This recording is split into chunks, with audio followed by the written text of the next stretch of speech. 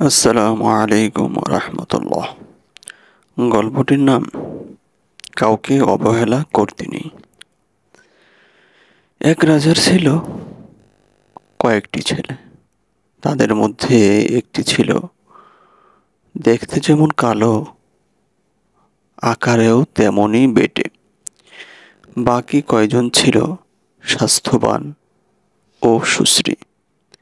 একবার তার বাবা কালো ছেলেটির দিকে ঘৃণা ও তাচ্ছিল্যের নজরে তাকালেন। ছেলেটি ছিল বিচক্ষণ ও বুদ্ধিমান।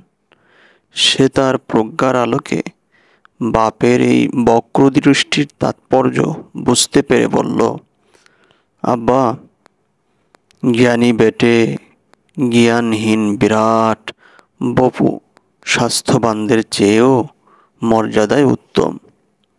আকারে যা বড়, দামে তা অনেক সময় নিম্নই হয়ে থাকে।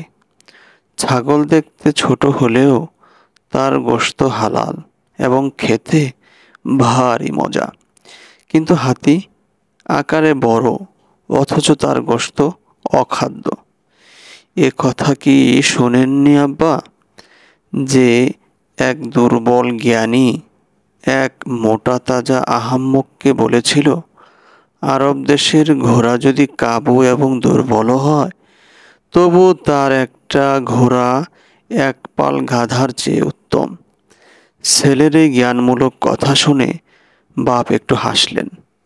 সভাসদগণ কথাটা যুক্তিযুক্ত বলে সমর্থন করলেন। কিন্তু তার অন্য ভাইরা মনে মনে খুব ব্যথিত হলো। সে রাজার এক প্রবল শত্রু ছিল। সে রাজার বিরুদ্ধে যুদ্ধ ঘোষণা করে বসল। যুদ্ধের প্রস্তুতি নেবার অবসর ছিল না।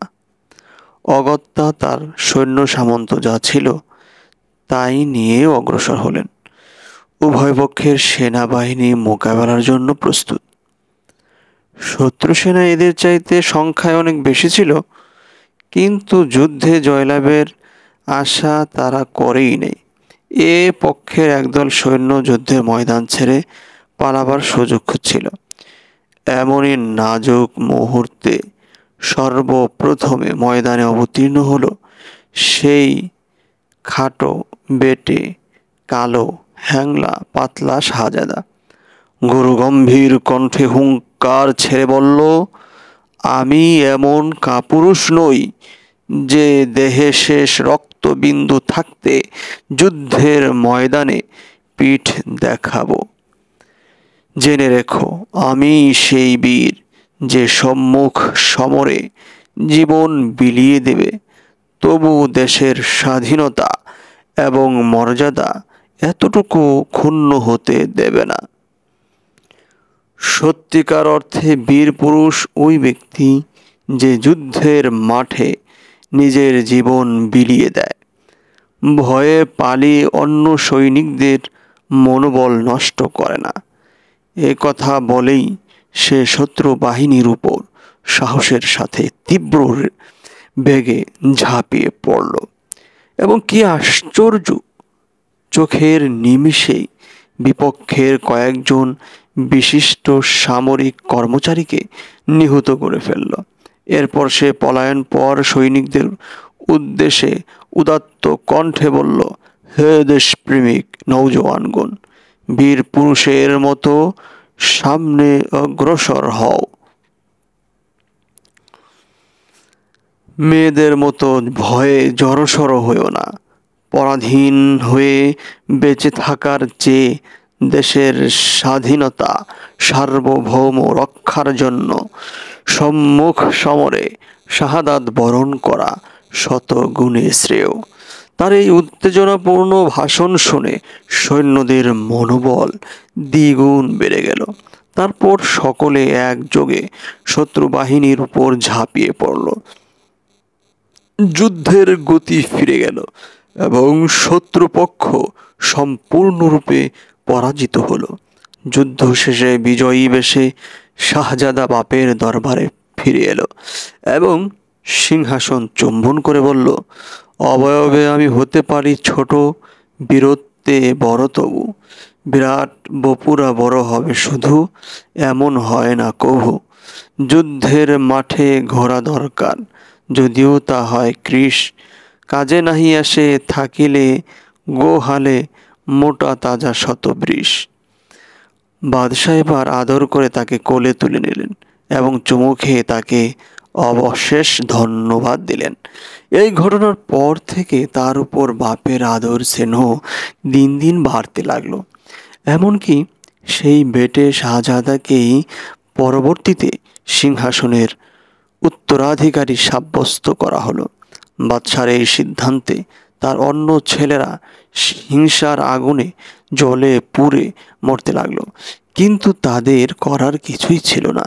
তাই নিরুপায় হয়ে তারা ওই ভাইকে দুনিয়ার বুক থেকে সরিয়ে দেবার মতলব আঁটতে উঠে পড়ে লেগে গেল।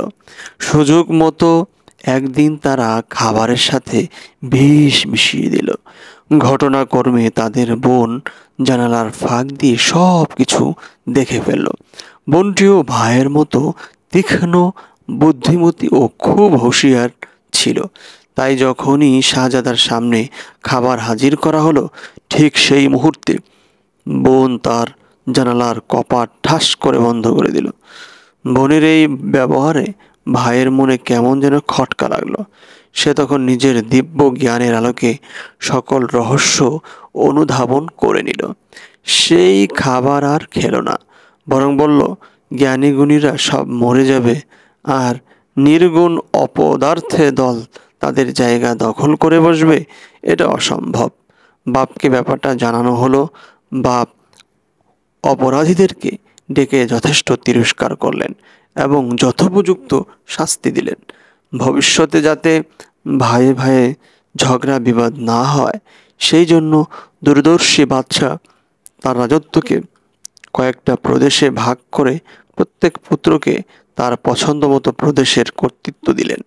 কথায় বলে, 10 জন দরবেশ এক চাদরের নিচে ঘুমোতে পারে, কিন্তু 2 জন রাজা একটা বিরাট রাজ্যেও বাস করতে পারে না। আধখানা রুটি পেলে ক্ষুধা ভীরু জনে, সবে মিলে ভাগ করে খায় খুশি মনে। রাজা যদি সপ্তরাজ্য অধিকারও করে, তবু তার অন্য রাজ্য জয়ের লালা ঝরে। এই গল্পটি থেকে আমরা এটাই শিক্ষা করতে পারলাম যে কারো চেহারা, অবয়ব এবং বাহ্যিক দৃষ্টিতে তাকে ছোট মনে হলেও আসলে প্রকৃতপক্ষে তার মধ্যে অনেক গুণ থাকতে পারে। এজন্য কাউকে কোনো অবহেলার দৃষ্টিতে তুচ্ছ জ্ঞান করা উচিত নয়।